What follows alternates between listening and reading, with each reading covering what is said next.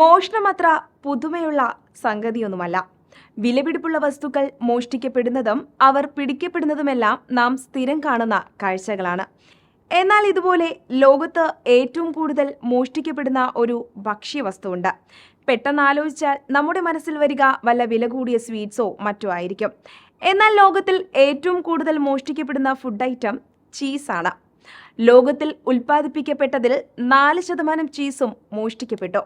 2016 ഒരു ചീസ് വ്യാപാരിയിൽ നിന്ന് $1,60,000 വിലമതിക്കുന്ന ചീസാണ് മോഷണം പോയത്.